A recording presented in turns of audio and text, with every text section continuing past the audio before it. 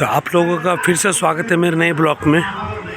तो आज बोकारो सिटी में कवि सम्मेलन का आयोजन किया गया है बोकारो क्लब में। तो चलिए कवि सम्मेलन का दृश्य देखते हैं।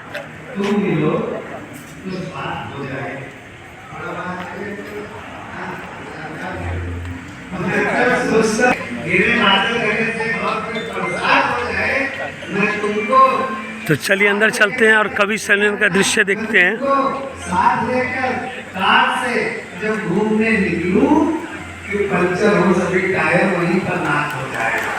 अब बताइए इससे ज्यादा श्रृंगार आखिर क्या हो सकता है। चार पहिए तो पागल जी हमने पंचर कराए।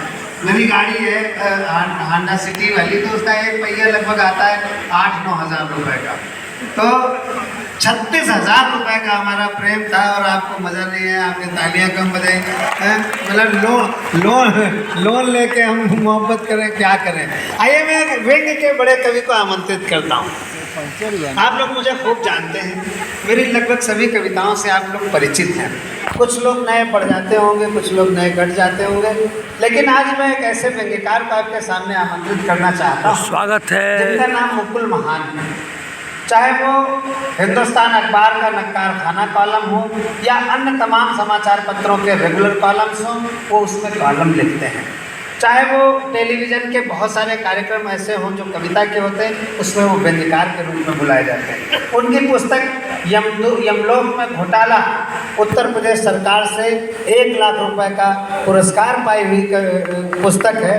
वो एक बड़े बड़े कवि हैं। मैं ये कहना चाहता हूँ कि व्यंग्य की भाषा एक अलग भाषा होती है, श्रृंगार की भाषा एक अलग भाषा होती है, हास्य की भाषा एक अलग भाषा होती है। हास्य जो है वो एक स्विच की तरह है कि हमने स्विच ऑन किया, बल्ब जल गया। एक हमने हास्य की बात कही, आपने ठहाका लगाया और वो ख़त्म। श्रृंगार जो होता है वो एक दीपक की तरह जलता रहता है, उसका प्रकाश धीरे धीरे धीरे धीरे आपके हृदय में प्रवेश करता है। लेकिन व्यंग्य का जो प्रकाश है, वो व्यंग्य जो है इस तरह से होता है कि एक ट्यूबलाइट जब हम जलाते हैं, स्विच ऑन करते हैं, वो थोड़ा लप लप लप लप करेगी, फिर फक से उजाला देती है। ये व्यंग्य जो है इस तरह से होता है, कहा कुछ जाता है, अर्थ कुछ होता है और निकलता कुछ और है। हमारे सामने राजनीति के लोग भी बैठे हुए हैं, ये लेकिन मज़ेदार आदमी है। देखिए थोड़ा दुबले हैं, अभी बीमार चल रहे थे। 15 दिन पुरानी घटना है, बिल्कुल भगवान कसम सच्ची घटना है, झूठ आज तक बोला नहीं है। और जब सामने राजनीति के लोग बैठे हैं तो हमें क्या जरूरत बोलने। मुकुल भाई बीमार पड़ गए, मैं इनके घर गया, भाभी जी ने दरवाज़ा खोला, बोली बुखार है। हमने कहा है कहाँ? बोली छत पे लेटे। दोपहर में, 15 दिन पुरानी बात है, धूप तो तेज़ हो गई। बोले छत पे लेटे, पता नहीं बुखार में छत पे क्यों लेटे, आप सीधे छत पे ही चले जाए। बिल्कुल भगवान कसम सच्चे करना। मैं छत पे गया, देखा ये चारपाई डाले हुए धूप में लेटे हैं और ऊपर आसमान की तरफ देख रहे हैं और आसमान में खूब सारे कौवे उड़ रहे हैं, ये उनको उड़ते हुए देख रहे हैं। हमने कहा मुकुल भाई ये क्या कर रहे हो यार, बुखार में तो धूप नुकसान करती है, तुम धूप में आके लेटे हुए हो। बोले नहीं, जो डॉक्टर ने लिखा है मैं वही कर रहा हूँ। अब बोकारो के बहुत प्यारे और मज़ेदार अच्छे श्रोताओं, इतनी बढ़िया तालियां बजा देना मुकुल महान के स्वागत में कि मुकुल महान भी याद करेंगे कि स्टील सिटी के दिलों की धड़कनों के बीच पहुंचे। इन्होंने कहा कि मैं तो वही कर रहा हूँ जो डॉक्टर ने लिखा है। हमने कहा डॉक्टर ने क्या लिखा है? तैयार हो तालियां। हमने कहा डॉक्टर ने क्या लिखा है? बोले डॉक्टर ने क्रोसिन लिखा है। डॉक्टर भी इस तरह से बात मानने वाले व्यंग्य के बड़े कवि हैं। जोरदार तालियों के साथ उनका स्वागत है।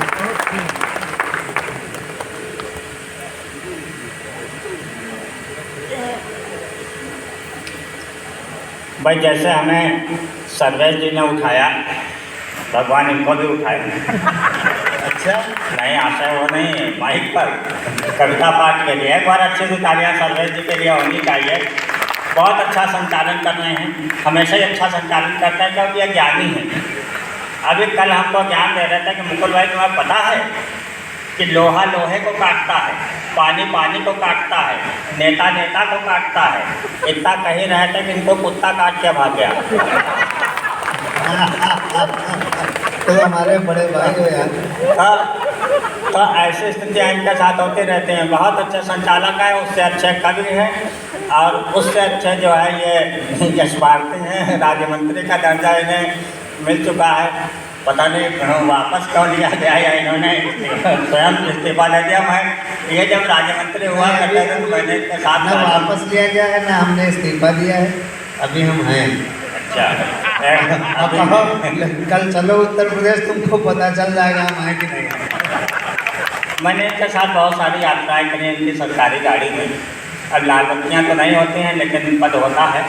तो मैंने देखा बहुत हंसी और खुश रहने वाले व्यक्ति हैं। सुबह बोकारो निवास में हम लोग हैं तो ये 20 नंबर कमरे में, हम 19 नंबर कमरे में सुबह 7 बजे हमारे कमरे में आ गए। हमने कहा कहने लगे वो कवि सम्मेलन है। हमने कहा अभी तो सुबह का 7 बजे हैं, शाम को 7 बजे कवि सम्मेलन है। अच्छा, मैंने रवा का हलवा मंगाया हुआ था तो हम समझ गए इन्होंने देख लिया है, उसी चक्कर में आए। तो मैंने इनको आधा हलवा जो है प्लेट में निकाल करके खाने को दिया।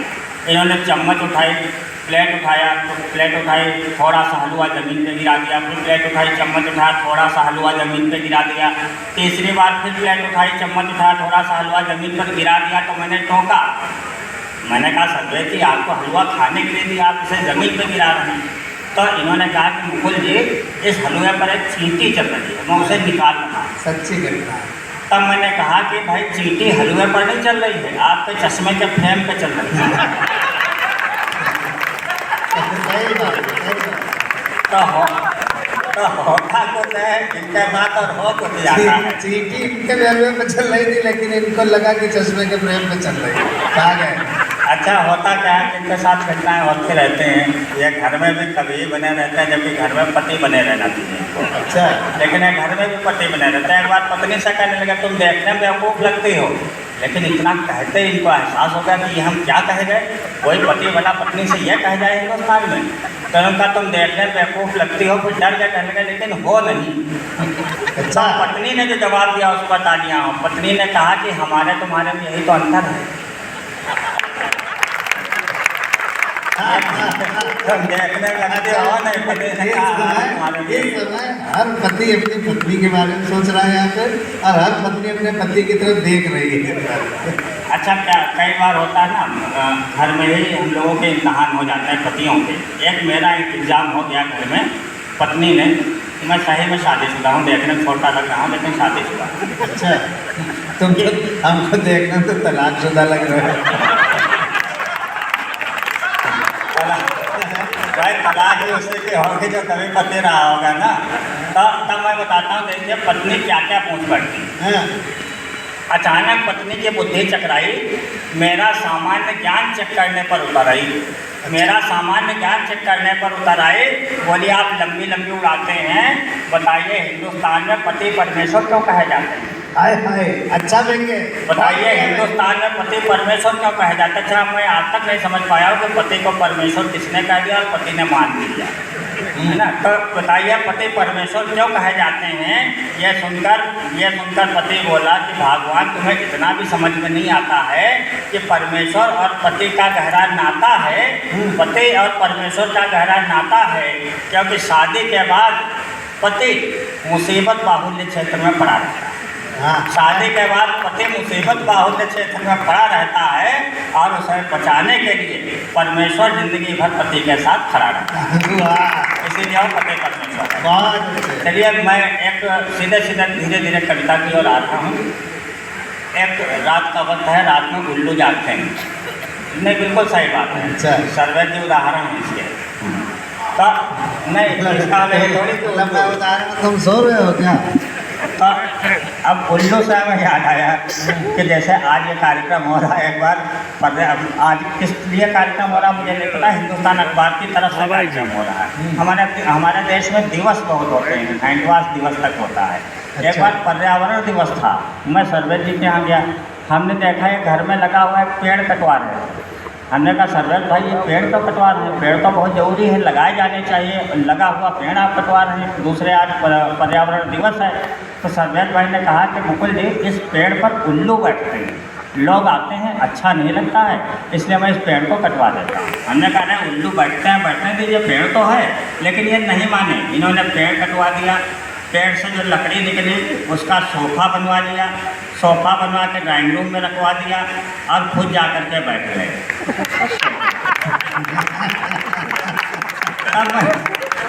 तब मैंने कहा कि पेड़ अपना परिवर्तन कर लेता है लेकिन उल्लू अपनी जगह कभी नहीं छोड़ता। सही बात है। जी बोले भाई। सर्वे जी को लग रहा है कि मुगल वही चिड़िया का में बात कर रहे हैं क्या सारे, लेकिन मैं उल्लू के माध्यम से संवेदना की कविता आपके सामने रखना चाहता हूँ। आप उल्लू की कविता हाथ से और क्या, आप उल्लू की कविता सुनिए। और उल्लू कविता सुनने के पहले बोलते भी नहीं, ये भी सुन लीजिए। एक भारतीय उल्लू को ध्यान में रखिएगा, उल्लू भारतीय, हाँ उल्लू भारत में ही होते हैं, हाँ विदेशों में आउल होते हैं। सही बात है, सही बात है। एक भारतीय उल्लू को लकवा मार गया। लकवा को हिंदी में पैरालिसिस कहते हैं।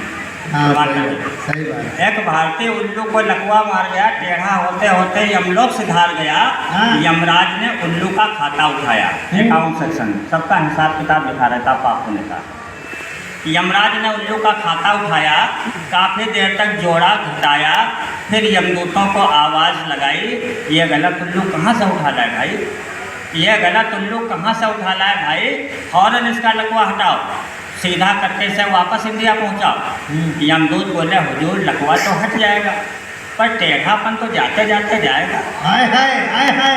पर टेढ़ापन तो जाते जाते जाएगा। सड़क बनते बनते बनेगी, पुल बनते बनते बनेगा, टेढ़ापन तो जाते जाते जाएगा।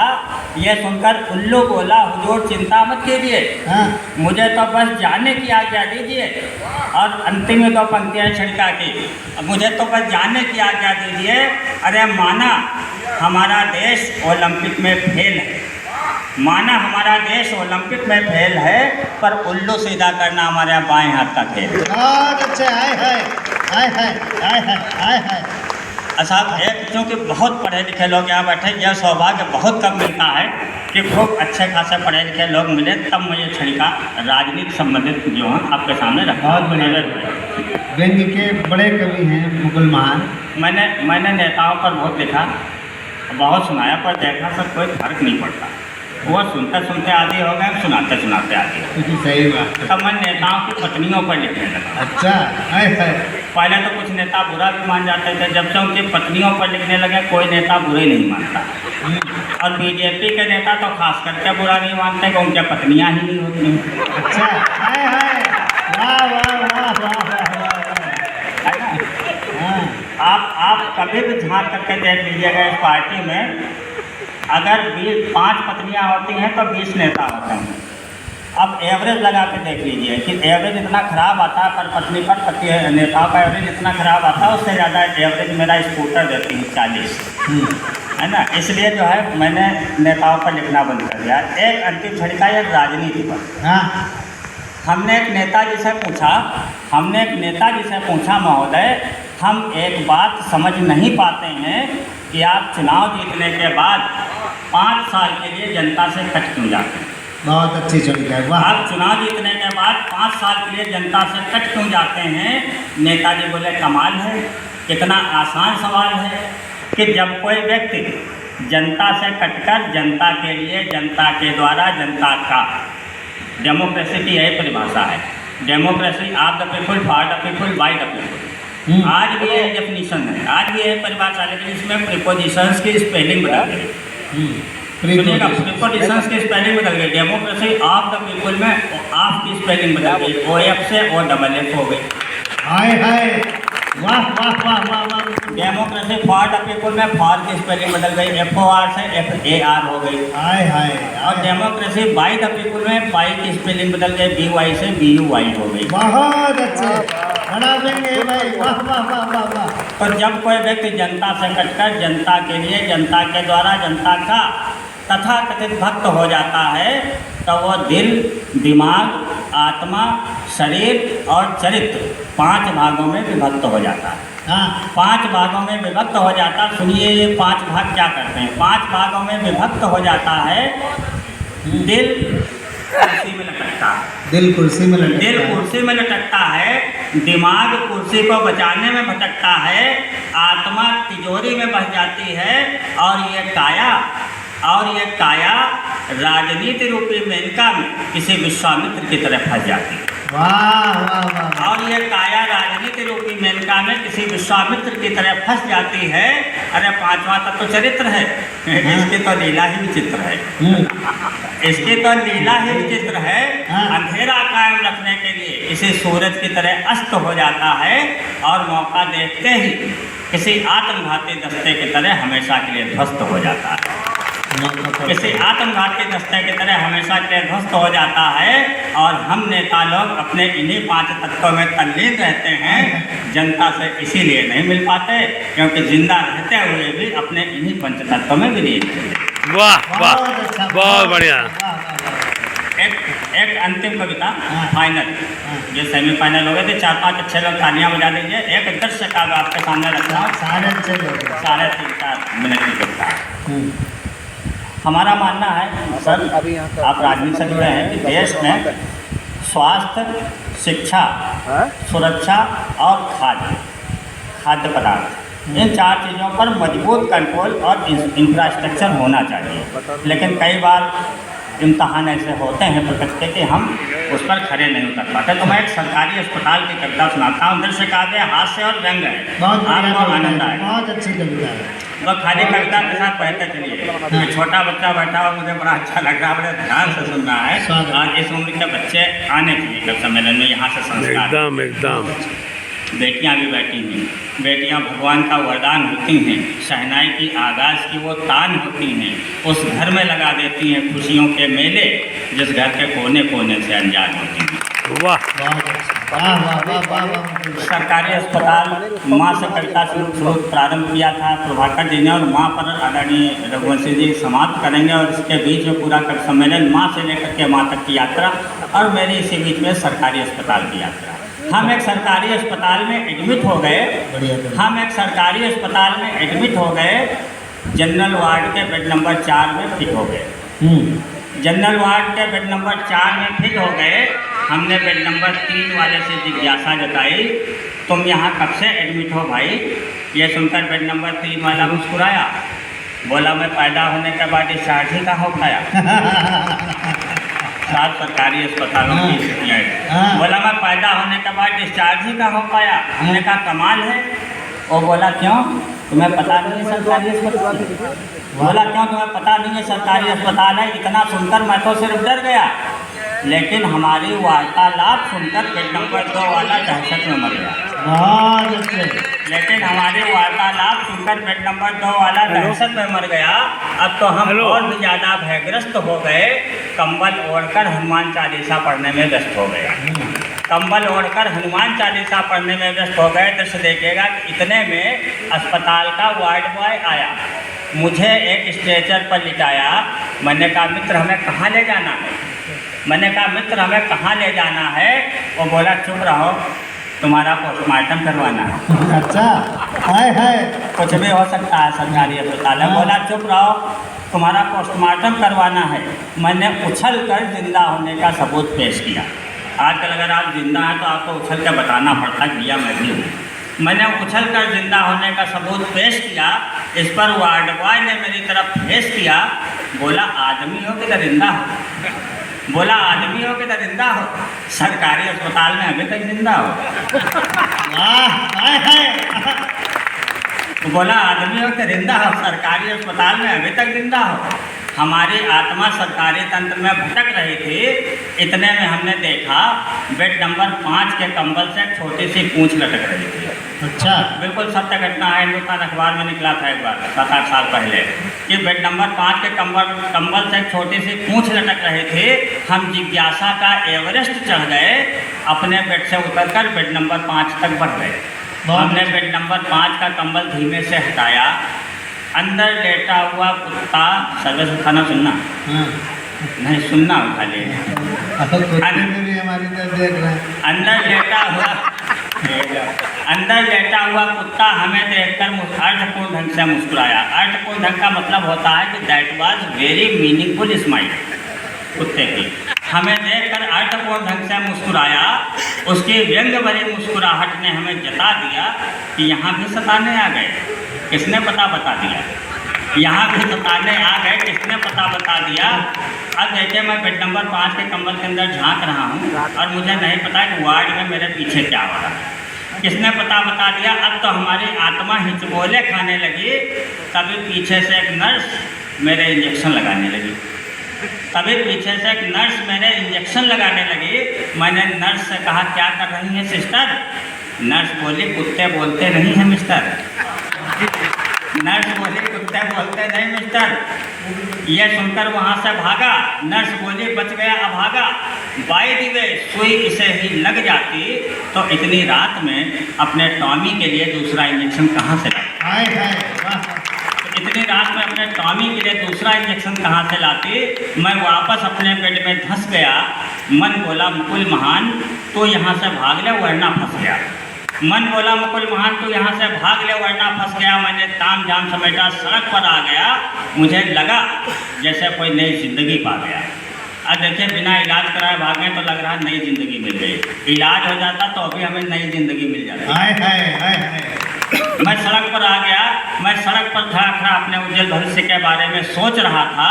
कविता अंत की ओर जा रही। मैं सड़क पर खड़ा खड़ा अपना उज्जवल भविष्य के बारे में सोच रहा था और एक समझदार रिक्शा वाला मुझे नर्सिंग होम चलने के लिए पूछ रहा था।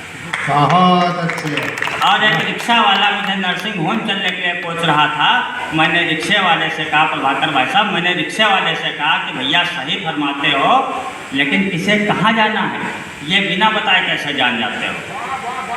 क्योंकि हमने रिक्शे वाले से पूछा नहीं था भैया खाली हो कि नहीं खाली। अब रिक्शे वाले ने जो व्यंग कर दिया वो देखिएगा। हमने कहा बिना बताए कैसे जान जाते हो।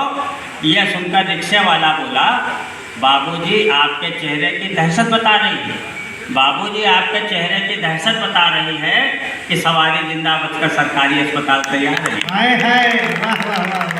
सवारी जिंदा बचकर सरकारी अस्पताल से आ रही है और सरकारी अस्पताल से जिंदा बचे लोग नर्सिंग होम में जाते हैं। अपने देश के बड़े बड़े मंत्री भी नर्सिंग होम में ही इलाज कराते हैं। मैंने रिक्शे वाले से कहा मित्र तुम्हारा कहना सही है पर देश का आम आदमी किसी मंत्री की हैसियत का नहीं है। सर्वेश भाई सुनना, देश का हर आदमी किसी मंत्री की हैसियत का नहीं है। इस देश का गरीब किस्मत की डायलिसिस पर उम्मीद के सहारे चलता है। उसे बचाने के लिए किसी भी देश की केंद्र की योजना से कभी कोई डॉक्टर नहीं उतरता। वाह बढ़िया। किस्मत की डायलिसिस पर उम्मीद के सहारे चलता है। उसे बचाने के लिए किसी भी योजना से कभी कोई डॉक्टर नहीं उतरता है। और इस देश का गरीब अपनी किस्मत का प्रायश्चित करते रहते हैं और किसी सरकारी अस्पताल के जनरल वार्ड में 1 रुपए के पर्चे पर चुपचाप मरते रहते हैं। तो बहुत बेहतरीन कविता प्रस्तुति हिंदुस्तान पेपर के द्वारा बोकारो में ले रहा हूँ। अभी तक जो बहुत अच्छा संचालन कर रहे थे भाई डॉक्टर सर्वेश अस्थाना जी, मैं उन्हें आमंत्रित करना चाहता हूँ। अरे भाई साहब बस 10 मिनट और 10 मिनट। अरे आप इतना अच्छा आप मुँह कहते थे आप जाएंगे तो अच्छा नहीं लगेगा। भाभी जी आप रोको ना इनको। और क्या घर में कुछ काम करना तो अलग बात है। बहुत बेहतरीन प्रस्तुति हिंदुस्तान अखबार के द्वारा आज बोकारो क्लब में कवि सम्मेलन का आयोजित किया जा रहा है।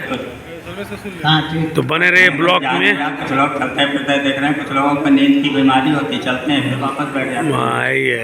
एक नंबर भाई साहब को बुलाना, सर्वेश अस्थाना जी को बुलाना चाहता हूँ। हमारे छोटे भाई हैं, हाथ से गए के बड़े हस्ताक्षर और तो चलिए 18-20 देशों में मुझे संख्या एग्जैक्ट नहीं मालूम है। ये अपने काव्य पाठ कर चुके हैं, हिंदी की पताका फहरा चुके हैं। लखनऊ में हमारे घर के पास इनका घर है। हास्यगंज के कवि हैं। ये सुबह मॉर्निंग वॉक करते हैं। अच्छा बहुत लोग मॉर्निंग वॉक करते हैं। कोई हार्ट के पेशेंट हैं तो वो अपना सुबह जल्दी चलते हैं। कोई डायबिटीज़ का है तो वो भी तेज चलता है। बहुत बढ़िया बहुत बढ़िया मॉर्निंग वॉक करते हैं। उसी में सर्वेश जी हैं। तो ये लोग सर्वेश अस्थाना जी व्यंग्य हास्य कलाकार। अच्छा चरित्र बहुत अच्छा है। तो ये सुबह मैंने कई बार इनको देखा वहाँ टहलते हुए। तो ये सुबह टहलते थे तो सामने से जो एक लड़की भी आती थी, कन्या आती थी, महिला आती थी, उसको नमस्ते कर देते थे। जो कि इनका कैरेक्टर बहुत अच्छा है, इसे कैरेक्टर कहते हैं। नमस्ते कर लेते थे। 6-7 दिन चला। 7वें दिन उस महिला ने कहा कि यह हमसे बिला मुझे नमस्ते करते हैं, आखिर कारण क्या है। उसको पता था कवि है तो उन्होंने कहा कविता में ही पूछा जाए इसे।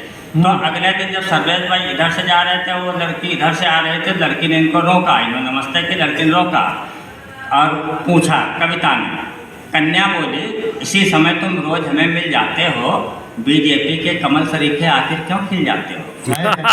एक कमल सरीखे आखिर क्यों खिल जाते हो? ये बोले तुम भी बतलाओ इसी समय क्यों आती हो, और सपा की साइकिल जैसा इतना क्यों लहराती हो? वाह वाह वाह वाह। और सपा की साइकिल जैसा इतना क्यों लहराती हो? कन्या बोली छोड़ो मुझको, मैं तो बहन कुंवारी हूँ। ये बोले पहचान मुझे नारायण दत्त तिवारी। वाह वाह। करेक्टर तो प्रणाम करता हूँ, करेक्टर बहुत बढ़िया है, लेकिन जाते जाते इनको बुलाते हुए ये जरूर कहना चाहता हूँ कि संवेदना के व्यक्ति हैं। अपनी सर्च फाउंडेशन नामक एक संस्था है इनकी, जो कि निरीह और बेचारे बच्चों के लिए काम करती है, जो अनाथ बच्चों के लिए काम करते हैं। 3000 बच्चे इन्होंने गोद ले रखे हैं। एक बार बहुत बढ़िया, बहुत बढ़िया, बहुत बढ़िया। साहित्य गंधा इनका एक अखबार निकलता है, वो सिर्फ साहित्य का अखबार है, उसके वो संपादक हैं। बाकी बहुत सारी इनके में विशेषताएँ हैं, तो आप जानेंगे इनकी कविताओं के माध्यम से। मैं उन्हें बुला रहा हूँ भाई डॉक्टर सर्वेश अस्थाना जी। डॉक्टर सर्वेश अस्थाना जी का बहुत बढ़िया प्रस्तुति। Like share subscribe. जय हिंद, जय भारत।